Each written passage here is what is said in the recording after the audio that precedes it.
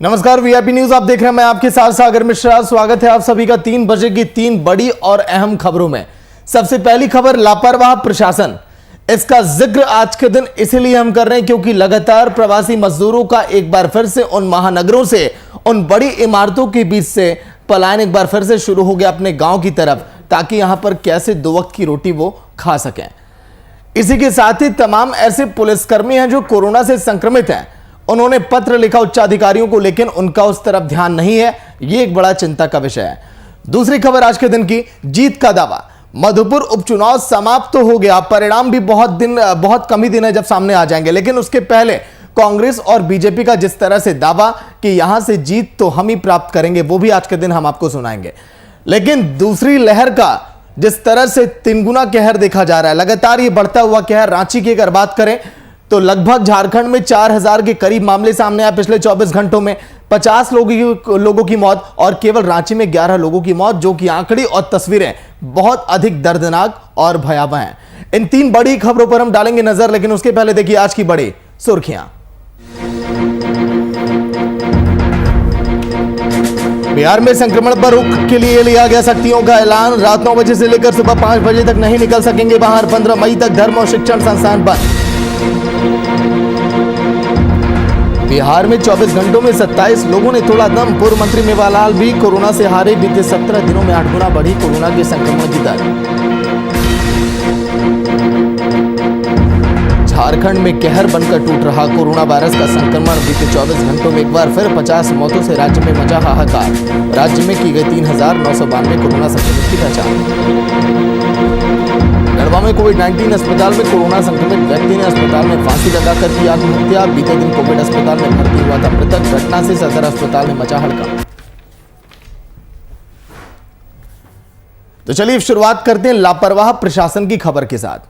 Corona महामारी की दहशत एक बार फिर लोगों को सताने लगी है, डराने लगी है, परेशान करने लगी है। और दिल्ली, मुंबई और गुजरात, हिमाचल प्रदेश, पंजाब समेत अन्य राज्यों में जो परिवार रहकर अपनी जीविका चलाते हैं, वो अब लौट चले हैं अपने आशियाने की तरफ, अपने घर की तरफ। और वो घर लौटने के लिए विवश हैं, मजबूर हैं। मजदूरों के मन में कोरोना का खौफ बना हुआ है। बिहार में स्थितियां कुछ ऐसी हैं कि खाकी पर ही संक्रमण का साया देखने को मिल रहा है, और लाख गुहार लगाने के बाद भी उनके सुनने वाला वहां पर कोई नहीं है। इन दिनों पुलिस के जवान कोरोना से संक्रमित हैं। आश्चर्य की बात और हैरान करने वाली बात यह है कि ये पुलिसकर्मी कोरोना की मार झेल रहे हैं और संक्रमण से बचाव के लिए उच्चाधिकारियों ने अब तक कोई पहल नहीं की, जबकि कई बार अधिकारियों को जानकारी भी दी गई है। अगर यही रहेंगे कोरोना से संक्रमित तो फिर कैसे होगी आपके प्रदेश की रक्षा? सवाल यह है, कौन देगा ध्यान, कौन पाबंदियों का पालन करवाएगा? पटना की ये तस्वीरें आपकी टीवी स्क्रीन पर। सख्त पाबंदियां। अगर लगातार मामले इसी तरह से सामने आते रहे तो फिर कोई बड़ी बात नहीं है कि और भी कड़े कदम उठा लिए जाएं बिहार में, क्योंकि अब जो तस्वीरें आन पड़ी हैं वो तस्वीरें यही कहती हैं कि अब हालात संभले नहीं संभल रहे हैं। हेल्थ मिनिस्टर ने रात में जिस ऑक्सीजन के पहुंचने की बात कही थी वो अब तक नहीं मिली। इंजेक्शन पर आफत है। एक के बाद एक पॉजिटिव मरीज लगातार सामने आ रहे हैं। विधान परिषद को बंद किया गया क्योंकि वहां पर भी पॉजिटिव मरीज सामने आए। और ऑक्सीजन का संकट तो है ही, लेकिन उसके बाद अगर प्रशासन की लापरवाही भी होगी तब तो और अधिक चिंता है। और लॉकडाउन से पहले अगर बिहार लौटना चाहें तो आए, क्योंकि इस तरह की बातें भी कल के दिन लगभग नीतीश कुमार ने कही है। सीएम नीतीश कुमार ने खुद ही न्योता दिया कि जल्दी चलें अगर आपको आना है तो।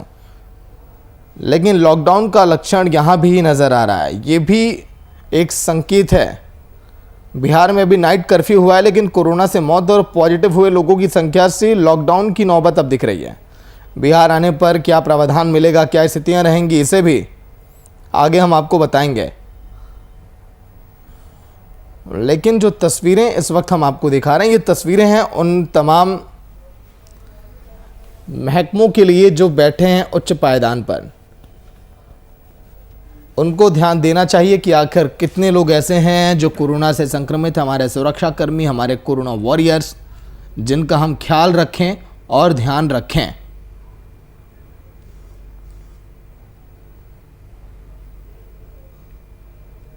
लगातार हालात बिगड़ते हुए हैं और इसीलिए प्रशासन को भी इस पर अब ध्यान देना होगा और सोचना होगा कि आखिर कैसे राज्य के अंदर जो लोग कोरोना से पीड़ित हैं उनका ध्यान रखा जाए और ख्याल रखा जाए, क्योंकि तस्वीरें इस समय बहुत अधिक भयावह, परेशान करने वाली और डराने वाली।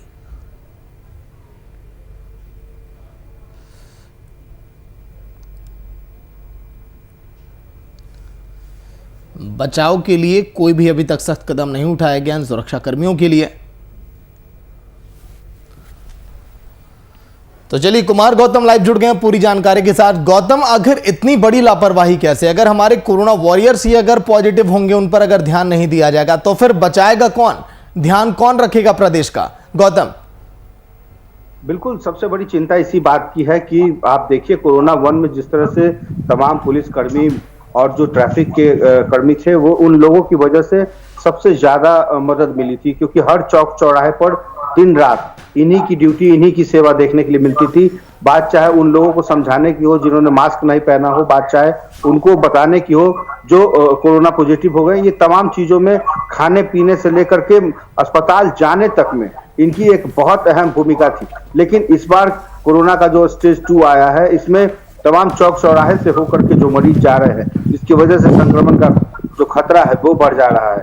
तो ऐसे में इतनी बड़ी लापरवाही या इतनी बड़ी जो कमियां हैं वो देखने को जब मिलती है, तो शायद लगता है कि कहीं ना कहीं ये अगर गलती से भी कोरोना पॉजिटिव हो जाएंगे या इनको संक्रमण का खतरा अगर घेर लेता है तो फिर और भी मुश्किलें हो सकती है। क्योंकि अभी देखिए वर्तमान में जो बिहार सरकार ने जो नए नियम बनाए हैं, उसके मुताबिक रात 9 बजे से सुबह 5 बजे तक नाइट कर्फ्यू लगेगा। तो ऐसे में ये अभी इनकी जिम्मेवारी है इनकी कि अगर ये पूरी तरीके से ड्यूटी पर तैनात नहीं होंगे, तो अगर इनको कोरोना हो जाता है तो फिर कोरोना योद्धाओं के रूप में इनकी जो ड्यूटी है वो फिर कैसे होगी। तो एक बहुत बड़ा सवाल है, क्योंकि हर चौक चौराहे पर इनकी तैनाती देखने को मिलती है। पूरा पटना, पूरे बिहार से लोग राजधानी पटना आते हैं और पटना के अंदर जो तस्वीरें हैं वो ये बताती है कि कहीं ना कहीं अब इनके ऊपर भी संक्रमण का खतरा है। क्योंकि कोरोना ये देखकर नहीं आता कि कौन पुलिसकर्मी है, कौन सामाजिक आदमी है, कौन बड़ा आदमी है या कौन छोटा आदमी है। इसलिए हर किसी व्यक्ति को कोरोना संक्रमित कर सकता है, लेकिन लापरवाही बिल्कुल भी नहीं बरतनी होगी। इसके साथ ही पुलिस प्रशासन के ऊपर जो सबसे बड़ी चुनौतियां हैं, लेकिन गौतम, क्या इसके पीछे ये भी हम वजह माने कि संख्या बल की कमी है, इसीलिए प्रशासन इन तमाम तस्वीरों को नजरअंदाज कर रहा है? प्रशासन के तमाम आला अधिकारियों को भी ये चिंताएं नहीं है कि अगर कोई पॉजिटिव है, कोई से की अगर जान चली जा रही है तो हम इस पर ध्यान हम क्यों दें? क्या ये पूरा इशारा किस तरफ है गौतम? देखिए, जहां तक इशारों का बात है तो अब इशारों की जरूरत नहीं है। जो कोरोना का ग्राफ है वो इतनी तेजी से पैर पसार रहा है कि इसमें आम और खास की कोई जगह ही नहीं है। वो कोरोना ये नहीं देख रहा है। लगातार आप देखिए कि सोशल मीडिया पर जैसी तस्वीरें आ रही हैं, और अब तो थोड़ी देर पहले आपने देखा कि किस तरह से पटना के दो बड़े एक तो जेडीयू के एमएलए मेवालाल चौधरी, जो सबॉर्ड एग्रीकल्चर के पहले और बड़े शिक्षाविद रह चुके हैं, उनकी उम्र देखिए जाने की नहीं थी, और देखिए उनके निधन पर मुख्यमंत्री शोक जाहिर कर रहे हैं। तमाम जो विपक्षी दलों के नेता हैं वो शोक जाहिर कर रहे हैं। इसके अलावा जो ज्योतिषाचार्य हैं उनका निधन हो गया। जो दूसरों की हस्तरेखाएं देखते थे, आज उनके हस्तरेखाओं से का अंत हो गया। तो कहीं ना कहीं ये अब जो, लेकिन क्या आपने बातचीत करते वक्त उन तमाम पुलिसकर्मियों की जुबान से सुना गौतम कि मैंने कई बार आग्रह किया, बातचीत किया, लेकिन कोई भी अधिकारी ध्यान नहीं दे रहा है कि हमारे लिए क्या व्यवस्थाएं की गई हैं कोरोना के मद्देनजर? देखिए, तभी ऑफ स्क्रीन तो जो बातें होती है उसमें यही जाहिर होता है कि कहीं ना कहीं पुलिस कर्मियों को लेकर के सरकार सबके लिए चिंतित है। लेकिन चूंकि विकल्प के तौर पे सरकार अपने कर्मचारियों को से सेवा लेती है, और सबकी ड्यूटी है। ऐसे में आम क्या और खास क्या, मैंने पहले ही कहा कि ये वो कोरोना योद्धा हैं जो दिन रात अपने परिवार से अलग हो करके हम समाज की रक्षा करते हैं, सेवा करते हैं। ऐसे में समाज का भी फर्ज बनता है कि इनकी बातों को माने। सरकार क्या कहती है नहीं कहती है, लेकिन एक आम सामाजिकता के तौर पे भी अगर देखें तो ये जितना स्वस्थ रहेंगे उतना ही ज्यादा हम लोग भी रह सकते हैं, संक्रमण हम लोगों को भी नहीं घेरेगा। क्योंकि देखिए इनकी तो ड्यूटी है। लोग यही कहते हैं कि देखिए ये पुलिस वाले हैं, लेकिन पुलिस वाले के अंदर भी दिल होता है। पुलिस वाले भी एक समाज के एक व्यक्ति होते हैं, उनका भी एक अपना परिवार होता है। आज हर परिवार का आदमी चाहता है कि वो घर में रहे, लेकिन आप जरा सोचिए कि यदि सारे लोग घर चले जाएंगे तो डॉक्टर के साथ साथ आप देख लीजिए जो तमाम जो लोग हैं जो कोरोना वॉरियर्स कहलाते हैं, उनकी ड्यूटी, उनके काम, उनकी कार्यशैली, इन तमाम चीजें सबसे ऊपर है। तो कहीं ना कहीं अब परिवार हर किसी का होता है, समाज हर किसी का होता है, लेकिन कोई ये सवाल ना उठाए कि आज डॉक्टर या फिर पुलिसकर्मी को भगवान न करे संक्रमण हो, क्योंकि यही हमारे बीच सबसे बड़ी और एक लंबी कड़ी है जो हिफाजत करते हैं, बचाने की कोशिश करते हैं। इसलिए सरकार को भी चाहिए कि सरकार इन तमाम कोरोना योद्धाओं को, पुलिसकर्मियों को, डॉक्टर को कैसे सुरक्षित रख सकती है, उनको कैसे किस तरह से पहले सैनिटाइज, मास्क, तमाम चीजों से लैस की जाए। अगर यही संसाधन का हवा अगर रोना रोएंगे तो बताइए कि आम लोगों का क्या होगा। हम एक बात और कहना चाहेंगे कि कल जिस तरह से एनएमसीएच के जो सुपरिटेंडेंट थे, अधीक्षक थे, जिन्होंने आखिर क्यों उनको लेकिन गौतम पड़ा। एक सवाल ये भी है, इन बढ़ते संक्रमण के बीच जो लगातार बिहार में हालात खराब हैं, जो पाबंदियां लगाई गई हैं बिहार के अंदर, जो अब कर्फ्यू की समय सीमा बढ़ा दी गई है, जिस तरह से सीएम नीतीश कुमार ने न्योता दिया है तमाम प्रवासी मजदूरों की, आप आ जाइए यहां पर, आपके लिए हम सारी व्यवस्थाएं करेंगे, ये पूरा इशारा लॉकडाउन की तरफ नहीं करता है कि राज्य सरकार चाहती कि इस बार पहले जैसे हालात ना हो, धीरे धीरे करके लोगों को बुलाया जाए, फिर बड़े कदम उठाए जाए? गौतम, देखिए आपका सवाल सही है कि जिस तरह से इन दिनों काम तेजी से इन लोगों को करना पड़ रहा है, आप देखिए कि हर दूसरे तीसरे दिन जो मरीजों का आंकड़ा है वो दुगना तिगुना हो रहा है। तो ऐसे में कहीं ना कहीं चुनौतियां हैं। ठीक है गौतम, लौट कर मैं आपके पास आऊंगा। एग्जीक्यूटिव एडिटर प्रशांत झा जी फोन लाइन पर। प्रशांत जी, लगातार बिगड़ते हालात बिहार में चिंता का विषय है और ऐसे हालात पिछले साल भी नहीं बने थे। सीएम नीतीश कुमार का जो सवाल मैंने गौतम से किया कि मजदूरों को न्योता देना, बिहार वापस बुलाना, मतलब कि व्यवस्थाएं उतनी दिखाई नहीं दे रही हैं जितनी होनी चाहिए। पुरानी तस्वीरों से कितना सबक लिया है बिहार की सरकार ने और कितनी तैयार खड़ी है, आपको क्या लगता है, आपका आकलन? प्रशांत जी। देखिए सागर, जिस तरह से कोरोना का जो सेकेंड स्ट्रैंड है और जिसका अटैक जिस तरह से हुआ है, पूरे बिहार ही नहीं पूरे देश इसकी चपेट में है। और खास करके बीच में जो समय मिली थी सरकारों को, उसमें उनकी जो तैयारियां होनी चाहिए थी वो तैयारियां वो नहीं हो पाई। इनको लगा कि कोरोना का जो असर है वो असर खत्म हो गया है। और जब इस बार इस स्ट्रैंड ने अपने तेवर दिखाने शुरू किए हैं, उसके बाद से स्थितियां काफी बिगड़ गई। आप एक बात समझ लीजिए कि इस बार सरकार ने जो फ्रंटलाइन वॉरियर्स हैं, जिनके बारे में लगातार सरकार कहती रही है कि उनको ज्यादा सुविधाएं देनी चाहिए, लेकिन इस बार के सबसे अहम मुद्दे ये हैं कि फ्रंटलाइन वॉरियर्स कहीं से भी इस बार जो भी लोग उसमें शामिल हैं उसमें आपको सुरक्षा कर्मी शामिल नहीं किए गए। लिहाजा क्या हो रहा है कि सुरक्षा कर्मी तो सड़क पे उतरे हुए हैं, लोगों को भीड़ कंट्रोल करने के लिए जा रहे हैं, लेकिन उनको जो सुविधाएं मिलनी चाहिए, जो उनको मास्क मिलना चाहिए, सैनिटाइजर मिलना चाहिए, जो उनका देखरेख होना चाहिए, वो नहीं हो पा रहा है। एक बात सागर समझने की है कि बिहार की आबादी लगभग 13 करोड़ के आसपास है। 13 करोड़ में लगभग 3 से 4 करोड़ लोग लगातार बिहार से बाहर रहते हैं। और आपने जो सवाल किया कि मुख्यमंत्री ने ये कहा कि वो तमाम लोग लौट आए, तमाम लोगों को उन्होंने नहीं कहा, उन्होंने कहा कि जो लौटना चाहते हैं। लेकिन जिन इलाके में सबसे ज्यादा बिहारी हैं वहां कोरोना का बहुत ही गहरा प्रभाव है। स्थिति यह है कि वहां से जो लोग भी लौट के आ रहे हैं वो कोरोना पॉजिटिव है, और कोरोना पॉजिटिव जब बिहार में आ रहे हैं तो वो लोगों में कोरोना ट्रांजिट कर रहे हैं, और इसकी वजह से यहाँ की स्थिति बहुत ही खराब है, सरकार की व्यवस्था नहीं है, ऑक्सीजन नहीं है, यहाँ पर अस्पतालों में आईसीयूज की कमी है, बेड की कमी है, और स्थिति यह है कि लोग मर रहे हैं। जैसे बिहार के एक जेडीयू की विधायक पूर्व मंत्री की मौत हो गई है, कई पुलिस वालों की मौत हो गई है, आम लोग लगातार मर रहे हैं।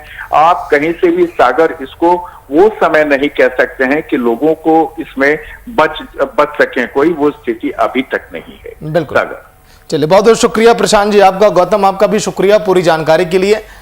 लेकिन बचाव के लिए क्या ठोस कदम अब उठाए जाएंगे, क्योंकि वो तमाम कोरोना वॉरियर्स, सुरक्षा कर्मी जो अब ये चिंता जता रहे हैं कि हमारा ख्याल कौन रखेगा।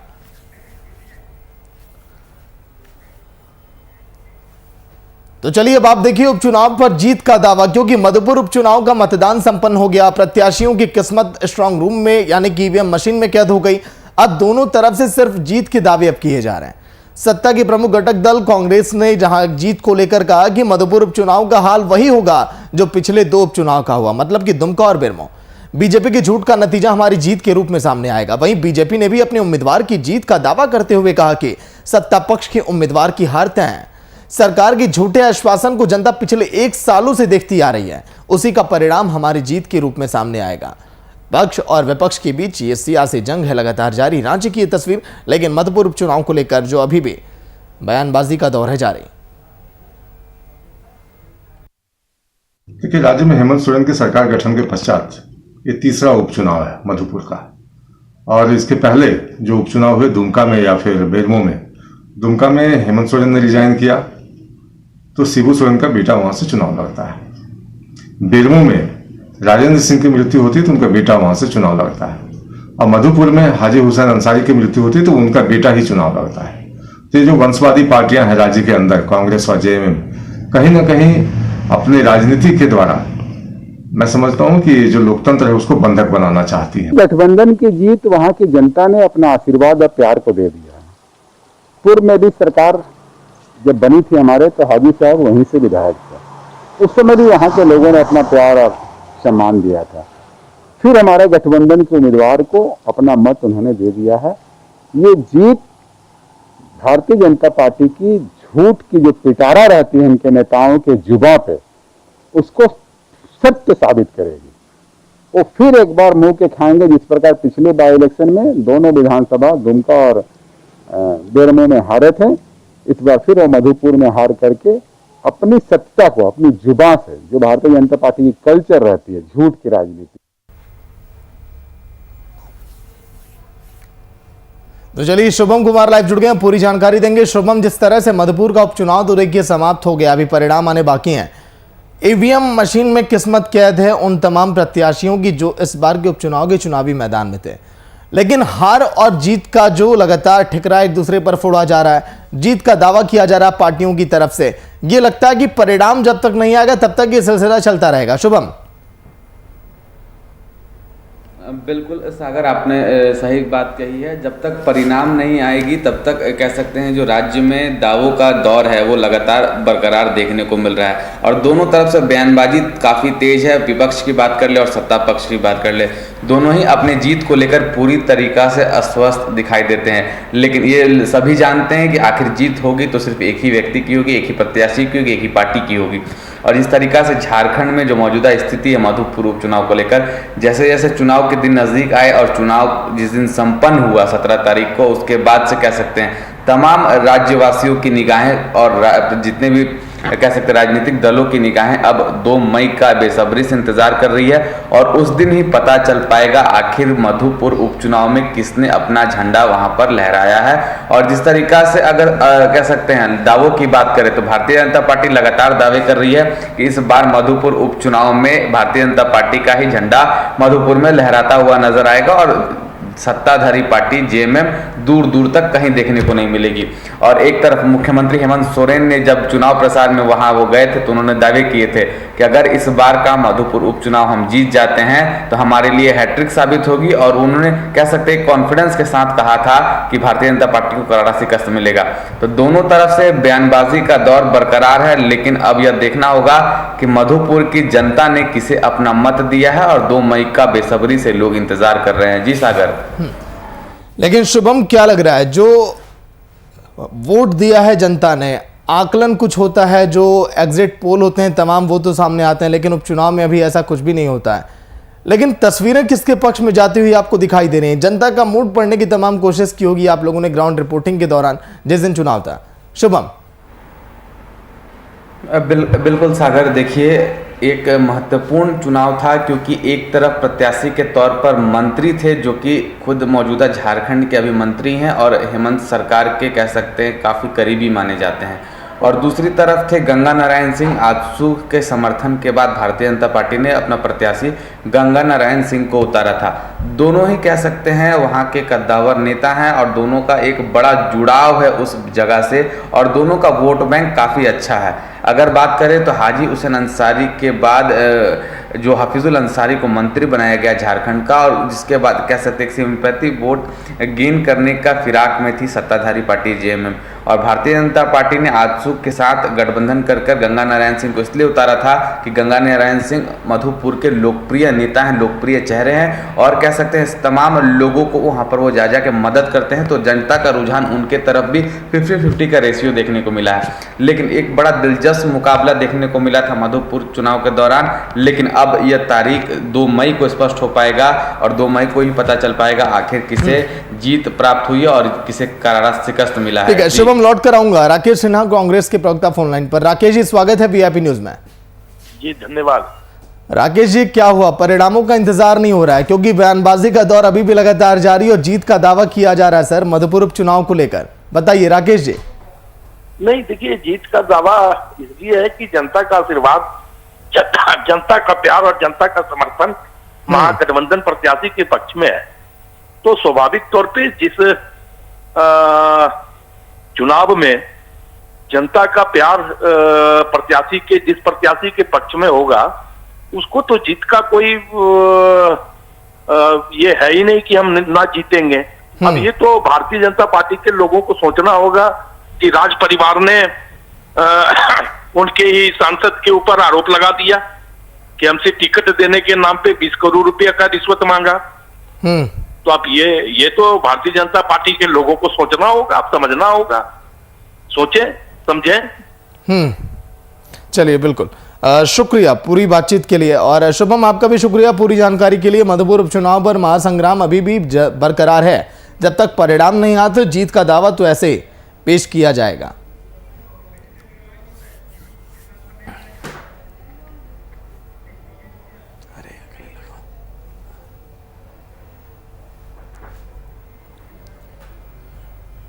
मधुपुर उपचुनाव पर महासंग्राम, पक्ष और विपक्ष के बीच जो लगातार सियासी जंग अभी भी जारी है कि जीत तो हम दर्ज करेंगे, क्योंकि जनता ने मुझे पसंद किया, मुझे वोट किया। लेकिन जनता तो सब कुछ जानती है, सब कुछ समझ रही है कि किसको यहां पर जिता के लाना है और किसको यहां पर देनी है चाबी विकास की। देखना काफी दिलचस्प है, क्योंकि मधुपुर उपचुनाव को लेकर दोनों पार्टियां काफी एक्टिव मोड में दिखाई दी, चाहे वो महागठबंधन की हम बात करें या फिर बीजेपी की।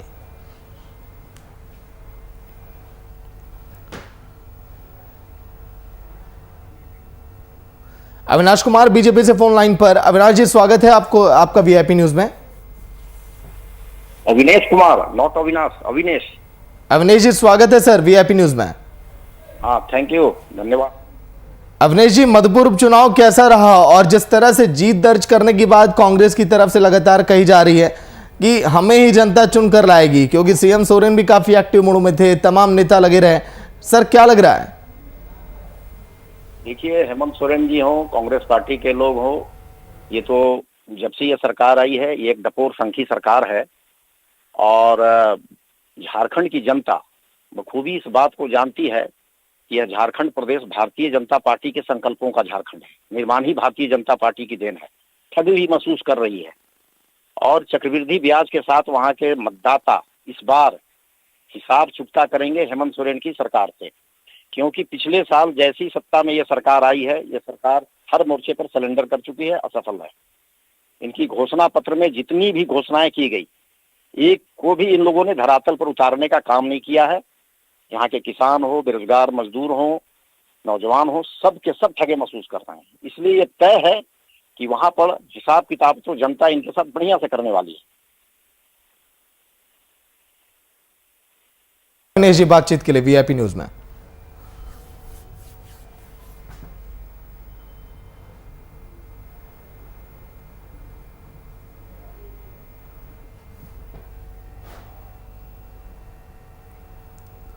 तो जिस तरह से झारखंड में दूसरी लहर का कहर लगातार देखा जा रहा है, बीते दिन एक बार फिर से 50 मौतों से राज्यों में हाहाकार है।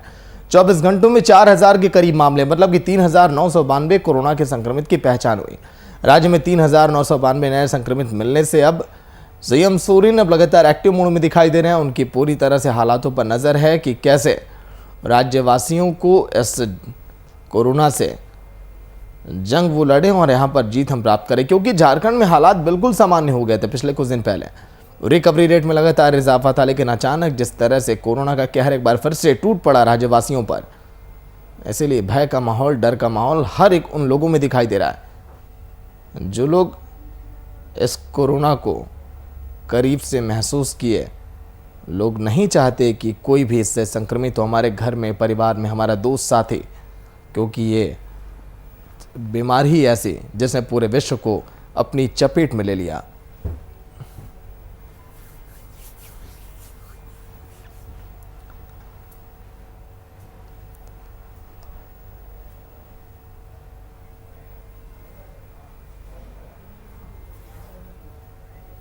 Bureau chief Rajiv Ranjan phone line पर पूरी जानकारी के साथ। राजीव, लगातार कोरोना का कहर, सीएम सोरेन आगे क्या रणनीतियां बना सकते हैं इस लगातार बढ़ते कहर को लेकर, क्योंकि हालात बिल्कुल भी सामान्य दिखाई नहीं दे रहे हैं। राजीव, देखिए, जो तमाम स्थितियों का आकलन करने के बाद जो निर्णय लिया गया है, वो कह सकते हैं कि कल पूरी तरह से एक कड़ा निर्णय लिया गया है। परसों से ही एक कवायद चल रही थी और कल उसमें एक सरकार ने ठोस कदम उठाया है कि कई चीजों पे कठोर पाबंदी लगाई गई है।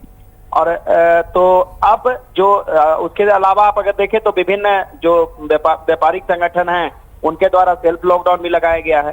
तो स्थिति जरूर भयावह है और आंकड़ा जो है वो लगातार बढ़ते जा रहा है, लेकिन अगले कुछ दिनों में आप देखेंगे तो आपको ये बिल्कुल ये आंकड़ा झारखंड की अगर बात करें तो कमता हुआ नजर आएगा, क्योंकि सरकार के साथ साथ अब आम लोग भी पूरी तरह से जग चुके हैं।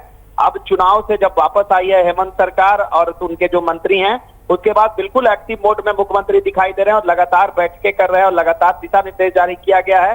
चाहे जिन चीजों पे पाबंदी लगाई गई, बंद की गई, शादियों को के संख्या को घटाया गया है। बिल्कुल राजू, पाबंदियां बहुत जरूरी है, तभी जाकर हालात हो सकता है कुछ सामान्य हो। शुक्रिया पूरी जानकारी के लिए। तो चलिए इसी के साथ इस बुलेटिन में इतना। देखते रहिए वीआईपी न्यूज। नमस्कार।